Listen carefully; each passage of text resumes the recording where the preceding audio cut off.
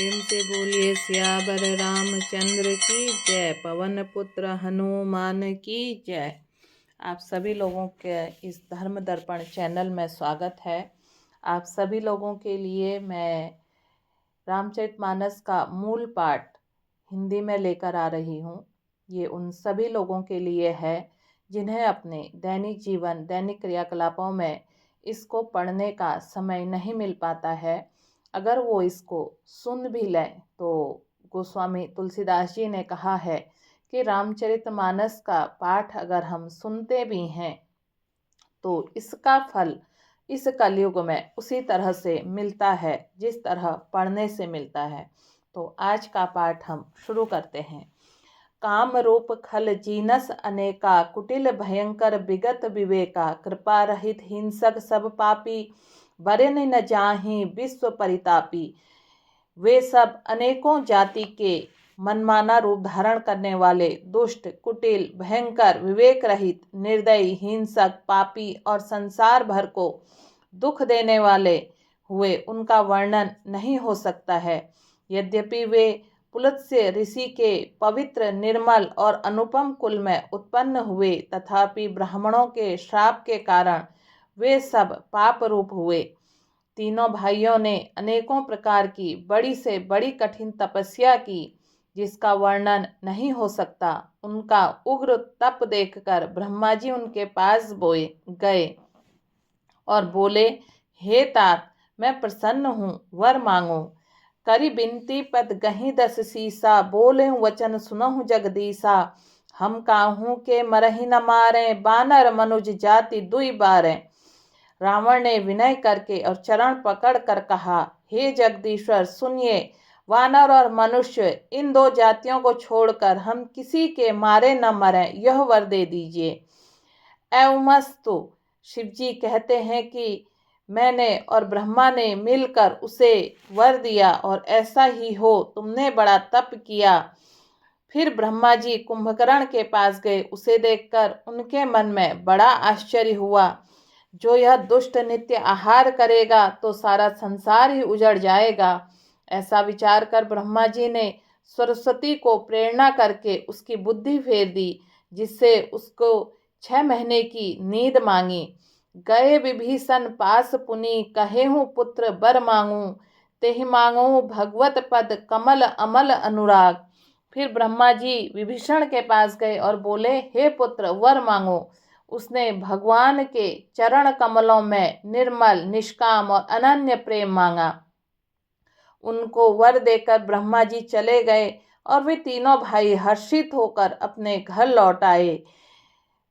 दानव की मंदोदरी नाम की कन्या परम सुंदरी और स्त्रियों में शिरोमणि थी।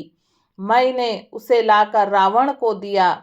उसने जान लिया कि यह राक्षसों का राजा होगा। अच्छी स्त्री पाकर रावण प्रसन्न हुआ। फिर उसने जाकर दोनों भाइयों का विवाह कर दिया। गिरि त्रिकूट एक सिंधु मजारी, विधि निर्मित दुर्गम अति भारी।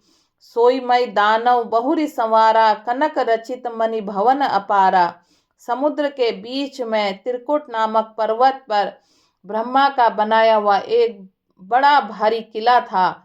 महान मायावी और निपुण कारीगर मई दानव ने उसको फिर से सजा दिया। उसमें मणियों से जड़े हुए सोने के अनगिनत महल थे। जैसे नागकुल के रहने वाले पाताल लोक में भोगावतीपुरी है और इंद्र में रहने के लिए स्वर्ग लोक में अमरावतीपुरी है, उनसे भी अधिक सुंदर और बांका वह दुर्ग था। जगत में उसका नाम लंका प्रसिद्ध हुआ। उसके चारों ओर से समुद्र की अत्यंत गहरी खाई घेरे हुए हैं। उस दुर्ग के मणियों में जड़ा हुआ सोने का मजबूत परकोटा है, जिसकी कारीगरी का वर्णन नहीं किया जा सकता है। भगवान की प्रेरणा से जिस कल्प में जो राक्षसों का राजा रावण होता है, वही सूर प्रतापी अतुलित बलवान सेना सहित उस पुरी में बसता है। रहे तहाँ निशिचर भट बारे, ते सब सुनन समर संघारे। अब अह तह रहे ही सक्र के प्रेरे, रक्षक कोटि जचपति केरे। पहले वहां बड़े बड़े योद्धा राक्षस रहते थे, देवताओं ने उन सबको युद्ध में मार डाला। अब इंद्र की प्रेरणा से वहां कुबेर 1 करोड़ रक्षक यक्ष लोगों के साथ रहते हैं। 10 मुख कतहु खबरी असी पाई, सेन साज गढ़ घेर सिजाई, देख बिकट भट बड़ी कटकाई, जच्छ जीव ले गए पराई। रावण को कहीं से ये खबर मिली और उसने सेना सजाकर किले को जा घेरा। उस बड़े विकट योद्धा और उसकी बड़ी सेना को देखकर यक्ष अपने प्राण लेकर भाग गए।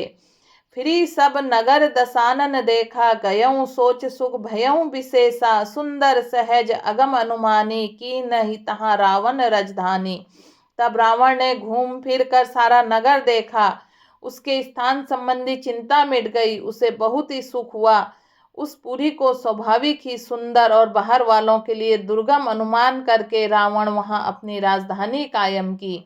योग्यता के अनुसार घरों को बांटकर रावण ने सब राक्षसों को सुखी किया। एक बार वह कुबेर पर चढ़ दौड़ा और उसे पुष्पक विमान को जीत कर ले आया।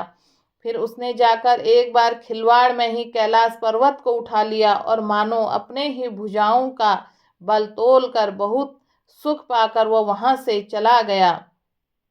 सुख संपत्ति सुत सेन सहाई, जय प्रताप बल बुद्धि बढ़ाई, नित नूतन सब बाढ़त जाई, जिमि प्रतिलाभ लोभ अधिकाई। सुख संपत्ति पुत्र सेना सहायक जय प्रताप बल बुद्धि और बढ़ाई, वे सब उसके नित्य नए वैसे ही बढ़ते जाते थे जैसे प्रत्येक लाभ पर लोभ बढ़ता है। अति बल कुंभकर्ण अस भ्राता, जहीं कहूँ नहीं प्रतिभट जुग जाता, करहीं पान सोवहीं 60 मासा, जागत होई तिहु पुर त्रासा।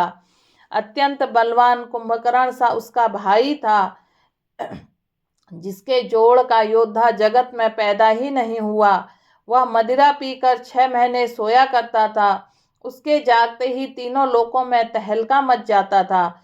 जो दिन प्रति आहार कर सोई, विश्व बेगी सब चौपट होई, समर धीर नहीं जाई बरखाना, तेहि सम अमित वीर बलवाना। यदि वह प्रतिदिन भोजन करता तो संपूर्ण विश्व शीघ्र ही चौपट और खाली हो जाता। रणधीर ऐसा था जिसका वर्णन नहीं किया जा सकता था। लंका में ऐसे असंख्य बलवान वीर थे। मेघनाथ रावण का बड़ा लड़का था, जिसका जगत में योद्धाओं में पहला नंबर था। रण में उसका कोई सामना नहीं कर सकता था। स्वर्ग में तो उसके भय से नित्य भगदड़ मची रहती थी। इनके अतिरिक्त दुर्मुख, अकंपन, वज्रदंत, धूमकेतु, अतिकाय आदि ऐसे अनेक योद्धा थे जो अकेले ही संसार को, जगत को जीत सकते थे। सभी राक्षस मनमाना रूप बना सकते थे और असुरी माया जानते थे। उनके दया धर्म स्वप्न में भी नहीं था। एक बार सभा में बैठे हुए रावण ने अपने अगणित परिवार को देखा। सुत समूह जन परिजन नाती, गने को पार निशाचर जाति, सेन बिलो की सहज अभिमानी, बोला वचन क्रोध मदसानी। पुत्र पौत्र कुटुंबी और सेवक ढेर के ढेर थे। सारे राक्षसों की जातियां को गिन ही कौन सकता था। अपनी सेना को देखकर स्वभाव से ही अभिमानी रावण क्रोध और गर्व में सनी हुई वाणी से बोला, सुनहु सकल रजनी चरजू था, हमरे बैरी विबुध बरु था, तै सन्मुख नहीं करही लड़ाई, देखी सबल रिपु जाहि पराई। हे समस्त राक्षसों के दलों सुनो, देवतागण हमारे शत्रु हैं, वे सामने आकर युद्ध नहीं करते, बलवान को शत्रु देखकर भाग जाते हैं। तेह का कर मरण एक विधि होई, कहूँ बुझाई सुनहु सब सोई, द्विज भोजन मख होम सराधा, सब के जाई करहूँ तुम बाधा। उनका मरण एक ही उपाय से हो सकता है, मैं समझा कर कहता हूँ, अब उसे सुनो। उनके बल को बढ़ाने वाले ब्राह्मण, भोजन, यज्ञ, हवन और श्राद्ध, इन सब में जाकर तुम बांधा डालो। क्षुधा छीन बलहीन सुर सहेज ही मिलहि आई, तब मारहि अऊँ की छाड़ी भली भांति अपनाई। भूख से दुर्बल और बलहीन होकर देवता सहज ही में आ मिलेंगे, तब उनको मैं मार डालूंगा, अथवा भली भांति अपने अधीन करके, सर्वथा पराधीन करके छोड़ दूंगा। मेघनाथ कहूँ पुण्य हकरावा, दीन ही सिख बलु बैरु बढ़ावा। सुर समर धीर बलवाना, जिन्ह के लरीबे कर अभिमाना। फिर उसने मेघनाथ को बुलवाया और विद्या सिखाकर पढ़ाकर उसके बल और देवताओं के प्रति वैर भाव को उत्तेजना दी। फिर कहा, हे पुत्र, जो देवता रण धीर और बलवान है और जिन्हें लड़ने का अभिमान है, उन्हें युद्ध में जीत कर बांध लाना। बेटे ने उठकर पिताजी की आज्ञा को शिरोधार्य किया। इसी तरह उसने सबको आज्ञा दी और आप हाथ में गधा लेकर चल दिया। चलत दसानन डोलति अवनी, गरजत गर्भ स्त्र वहीं सुर रवनी। रावण आवत सुनेहु सकोहा, देवन तके मेरु गिरि खोहा। रावण के चलने से पृथ्वी डगमगाने लगी, उसकी गर्जना से देव रमणियों के गर्भ गिरने लगे। रावण को क्रोध सहित आते हुए सुनकर देवताओं ने सुमेरु पर्वत की गुफाओं में भागकर आश्रय लिया। दिक्पालों के सारे सुंदर लोकों को रावण ने सुना पाया। वह बार बार बाहरी सिंह गर्जना करके देवताओं को ललकार कर गालियां देता था। रन मद मत फिरई जग धावा, प्रतिबत खोजत कतहु न पावा। रवि शशि पवन वरुण धनुधारी, अगनि काल जम सब अधिकारी। रावण के मद में मतवाला होकर वह अपनी जोड़ी का योद्धा खोजता हुआ जगत भर में दौड़ता फिरा, परंतु उसे ऐसा योद्धा कहीं न मिला। सूर्य चंद्रमा वायु वरुण कुबेर अग्नि काल और यम आदि सब अधिकारी, किन्नर सिद्ध मनुज सुर नागा। हटि सबहि के पंथ ही लागा, ब्रह्मा सृष्टि जहाँ लगी तनुधारी। 10 मुख बस बरती नर नारी, किन्नर सिद्ध मनुष्य देवता और नाग सभी के पीछे वह हठ पूर्वक पड़ गया। किसी को भी उसने शांति पूर्वक नहीं बैठने दिया। ब्रह्मा जी की सृष्टि में जहाँ तक शरीरधारी स्त्री पुरुष थे, सभी रावण के अधीन हो गए। आयुष करहि सकल भय बीता, नभहि आय नित चरण बिनीता। डर के मारे सभी उसकी आज्ञा का पालन करते थे और नित्य आकर नम्रता पूर्वक उसके चरणों में सिर नवाते थे। उसने भुजाओं के बल से सारे विश्व को वश में कर लिया, किसी को स्वतंत्र नहीं रहने दिया। इस प्रकार मंडलिक राजाओं का शिरोमणि सार्वभौम सम्राट रावण अपनी इच्छानुसार राज्य करने लगा। देवता यक्ष गंधर्व मनुष्य किन्नर और नागों की कन्याओं तथा बहुत सी अनन्य सुंदरी और उत्तम स्त्रियों को उसने अपने भुजाओं के बल से जीत कर ब्याह लिया। मेघनाथ उसने जो कुछ कहा उसे उसने मेघनाथ ने मानो पहले से ही कर रखा था, अर्थात रावण के कहने भर की देर थी। उसने आज्ञा पालन में तनिक भी देर नहीं की। जिनको रावण ने मेघनाथ से पहले ही आज्ञा दे रखी थी, उन्होंने जो करतूतें की उसे सुनो। देखत भीम रूप सब पापी, निशिचर निकर देव परितापी। करहि उपद्रव असुर निकाया, नाना रूप धरहि करि माया। सब राक्षसों के समूह को देखने में बड़े भयानक पापी और देवताओं को दुख देने वाले थे। वे असुरों के समूह में उपद्रव करते थे और माया से अनेकों प्रकार के रूप धरते थे। जहीं विधि होई धर्म निर्मूला, सो सब करहीं वेद प्रतिकूला। जहीं जहीं देश धेनु द्विज पावहीं, नगर गाँवों सुर आग लगा वहीं। जिस प्रकार धर्म की जड़ कटे, वे सब वेद विरुद्ध काम करते थे। जिस जिस स्थान में वे गौ और ब्राह्मणों को पाते थे, उसी नगर गांव में पूर्वे में आग लगा देते थे। शुभ आचरण कतहु नहीं होई, देव विप्र गुरु मान न कोई। नहीं हरि भगति यज्ञ तप ज्ञाना, सपने सुनई न वेद पुराना। उनके डर से कहीं भी शुभ आचरण ब्राह्मण भोजन यज्ञ श्रद्धा आदि नहीं होते थे। देवता ब्राह्मण और गुरु को कोई नहीं मानता था। न हरि भक्ति थी, न यज्ञ तप और ज्ञान था।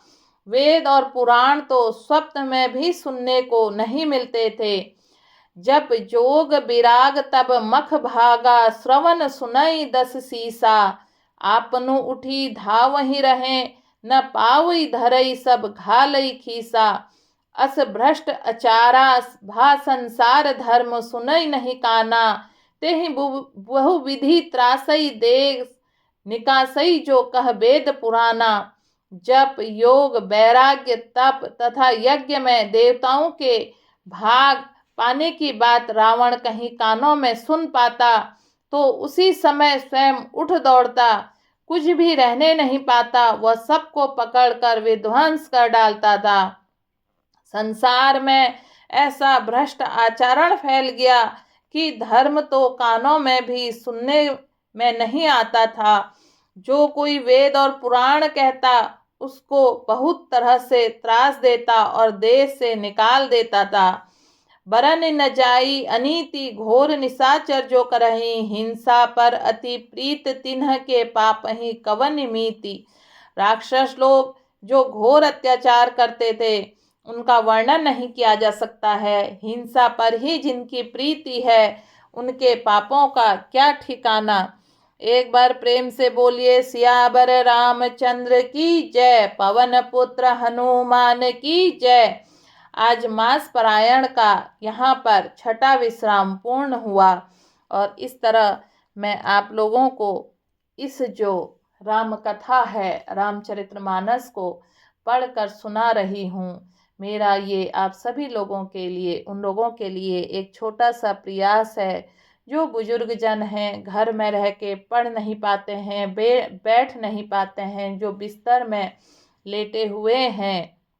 ऐसे बहुत सारे लोग हैं जिनको इसे पढ़ने का समय नहीं मिल पाता है। मैं अपने इस छोटे से प्रयास उन सभी लोगों के लिए कर रही हूँ।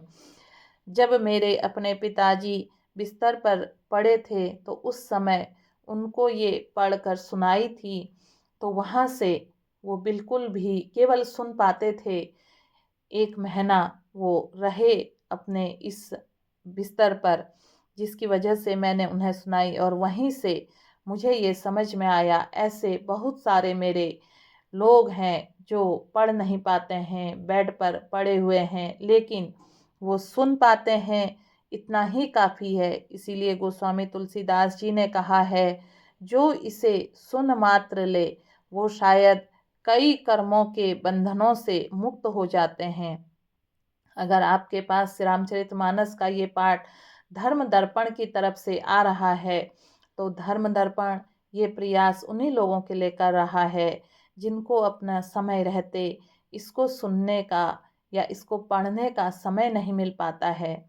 तो एक ये प्रयास जो आप लोगों के सामने मैं गोस्वामी तुलसीदास जी द्वारा रचित रामचरितमानस का पाठ कर रही हूँ। आज बालकांड का ये जो मास पारायण का छठा विश्राम पूरा हुआ, उसी के उपलक्ष्य में मैं आप सभी लोगों को बधाई भी देती हूँ। जितने श्रोताओं ने अभी इसको सुना, मेरे साथ साथ मैं तो अपना जो प्रारब्ध है वो इसको पढ़ने से काट ही रही हूँ और मेरे साथ साथ आप लोगों ने इसे सुना तो आपने भी न जाने अपने कितने जन्मों के पापों को काट लिया है।